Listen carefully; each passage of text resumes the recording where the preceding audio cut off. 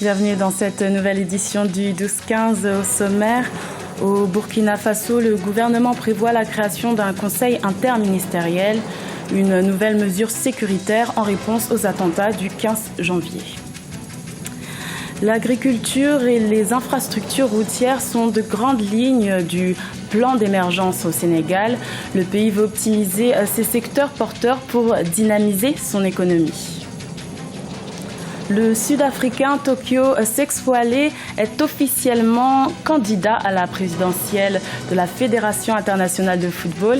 Alors quel avenir pour l'ex-compagnon de cellule de Nelson Mandela dans ce domaine? Élément de réponse dans cette édition. Mais avant de développer ces titres, les protagonistes maliens se sont rencontrés à Alger, capitale algérienne, pour des négociations de paix et de réconciliation ce lundi 18 janvier. Cette réunion a pour but d'évaluer la mise en œuvre de l'accord de paix signé le 20 juin 2015. Selon les différentes parties, 6 mois après sa signature, ce texte semble avoir du mal à se concrétiser sur le terrain. Le Burkina Faso a été le théâtre d'attaques terroristes vendredi 15 janvier à Ouagadougou.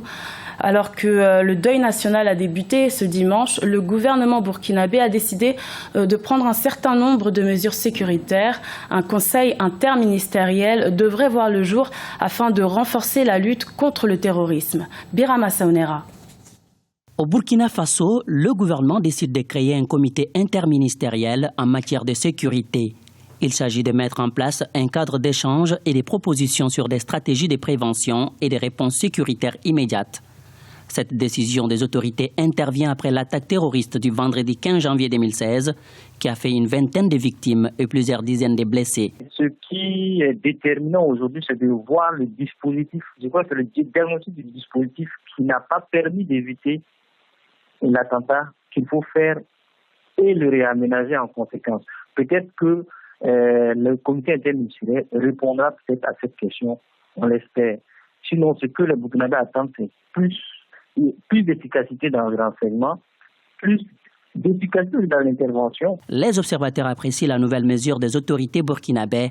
Toutefois, ils invitent la population civile à collaborer davantage avec les forces de défense et de sécurité pour mieux faire face à la menace terroriste. L'implication des citoyens est très importante. Je crois que dans les mesures annoncées par le gouvernement, il est dit qu'on va renforcer la police de proximité. Ouais, c'est un système de police qui existait depuis quelques années, mais dont l'opérationnalisation posait problème.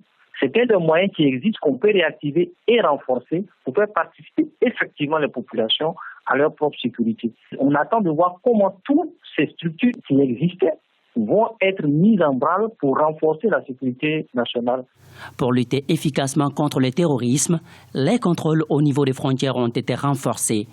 À Ouagadougou, comme dans les grandes villes du Burkina Faso, les autorités ont renforcé la sécurité aux abords des hôtels. Le pays observe depuis dimanche, 17 janvier, 3 jours de deuil national. Dans l'actualité également au Kenya, l'armée tente de retrouver ses soldats disparus en lançant des opérations terrestres et aériennes. Rappelons que vendredi 15 janvier, une base de l'Union africaine dans le sud de la Somalie a été la cible de combattants du groupe terroriste Al-Shabaab. Aucun bilan officiel n'a pour l'instant été donné quant au nombre de victimes. L'agriculture est un secteur porteur au Sénégal puisqu'elle a représenté 15,6% du PIB en 2014. Même si l'infrastructure routière est dense et développée dans le pays, les besoins restent encore considérables. Des secteurs dont les autorités sénégalaises veulent faire des leviers d'émergence économique. Le président Macky Sall a dressé un bilan lors de son discours à la nation le 31 décembre 2015. Birama Saonera. Au Sénégal, la révolution de l'agriculture est en marche. L'activité agricole figure parmi les priorités des autorités. Elle est considérée comme un secteur clé dans le cadre de la mise en œuvre du PSE, Plan Sénégal émergent.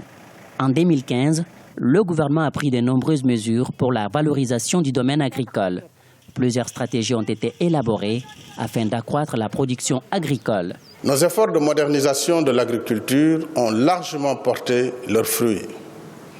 Ainsi, pour 2015, Les récoltes céréalières sont estimées à 2 271 000 tonnes, soit une hausse de 82% par rapport à 2014.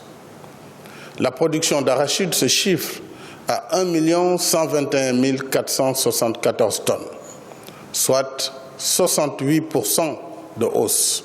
Dans le cadre du plan Sénégal émergent, le pays s'est également engagé à moderniser les infrastructures. Plusieurs projets ont été lancés. Il s'agit entre autres de la réalisation, de la réhabilitation, de l'entretien et de l'assainissement d'infrastructures routières. Ainsi, dans son adresse à la nation le 31 décembre 2015, le président Macky Sall s'est félicité du niveau d'exécution de certains travaux. 33 projets ont ainsi été achevés en 2015, soit un linéaire de 965 km de route et 2281 mètres linéaires de pont, pour un coût global de 238 milliards. Parmi ces réalisations figurent les axes Tambacounda-Dialakoto, Mako-Kédougou, Kafountine-Djouloulou et Konkane-Kolda-Tanaf. Pour accroître le développement économique du pays, les autorités sénégalaises annoncent la réalisation de plus de 800 km de routes à travers le pays en 2016. Le gouvernement a aussi d'autres chantiers, parmi lesquels la réhabilitation du chemin de fer Dakar-Kidira, qui relie le Mali au Sénégal. Le coût global de ce projet est estimé à près de 754 milliards de francs CFA. À la page sport, le championnat d'Afrique des Nations a débuté depuis le 16 janvier au Rwanda. Les rencontres du groupe C se sont déroulées pour cette deuxième journée. Les Léopards de la République démocratique du Congo ont infligé un score de 3-0 à l'Éthiopie. Le Cameroun s'est également imposé 1-0 face à l'Angola. Ce lundi 18 janvier, la Tunisie affrontera la Guinée et le Nigeria fera face au Niger. Toujours dans le domaine du ballon rond, en Afrique du Sud, le football peut être vu comme un facteur fédérateur et d'unité nationale. L'ancien président Nelson Mandela, une des grandes figures du pays, y a laissé son empreinte. Son ancien compagnon de cellule, Tokyo Sexawale, se présente officiellement comme candidat à la présidentielle de la FIFA. Le glorieux passé du pays sera-t-il favorable à Tokyo Sexawale ? Réponse avec Idlet Mirabel-Bissou. Le football sud-africain a fait parler de lui pendant plus d'une décennie. Longtemps suspendu à cause de l'apartheid, la Fédération sud-africaine de football a réintégré en 1992 la Confédération africaine de football et l'instance suprême, la FIFA. Absente de la CAN de 1994, l'Afrique du Sud se rattrape en organisant l'édition de 1996. En défiant le Cameroun et bien d'autres nations de football continental, les Bafana Bafana remportent la CAN devant 80 000 personnes et partagent la victoire avec le président de l'époque, Nelson Madiba Mandela. Au temps du président Nelson Mandela, le football en Afrique du Sud a connu quand même une certaine visibilité. Je dirais même, disons, une certaine diplomatie, hein, en termes bien sûr de conquête, par exemple, d'organisation de différentes compétitions majeures. Mais je pense que l'impact diplomatique de l'Afrique du Sud et surtout du président Nelson Mandela s'est beaucoup plus révélé quand il s'est agi d'attribuer l'organisation de la Coupe du Monde 2010. Présents à la CAN de 1998, les Bafana Bafana tombent devant les pharaons d'Égypte en finale sur un score de 2-0. Mais le Sud-Africain Bénédicte McCarthy finit meilleur joueur de la compétition avec 7 buts au marqueur, comme l'Égyptien Oussam Hassan. Lors de la Coupe du Monde de 1998 en France, l'Afrique du Sud ne franchira pas le cap du premier tour. Le football sud-africain en baisse de performance, le pays arc-en-ciel quitte la CAN de 2002 en quart de finale face au Mali, 2-0. Cette présence du football sud-africain sur le plan international pendant près de 10 ans peut-elle permettre à Tokyo Sexawale, ex-compagnon de cellule de Nelson Mandela, de s'installer à la tête de la FIFA? Actuellement, il y a quelque chose qui risque de manquer à la candidature de Sexawale. C'est bien sûr l'impact diplomatique, c'est le support diplomatique. Et ce support diplomatique-là, je pense que celui qui a même de le jouer, c'est tout simplement Nelson Mandela. Malheureusement, il n'est pas là et Tokyo Sexawale devra faire avec mais je pense qu'il part déjà légèrement handicapé. Le football sud-africain est en perte de vitesse depuis 2002. Les défaites s'enchaînent. Lors des CAN de 2002, 2004 et 2006, le pays arc-en-ciel quitte la compétition au premier tour. En 2013, l'Afrique du Sud s'affirme à la CAN, même si elle quitte la compétition en quart de finale. Depuis, le pays est entré dans une phase de restructuration de son championnat local pour les compétitions de football continental et mondial. C'était le journal de la rédaction. Merci pour votre fidélité. Retrouvez dans quelques instants une nouvelle édition de l'information sur Africa 24.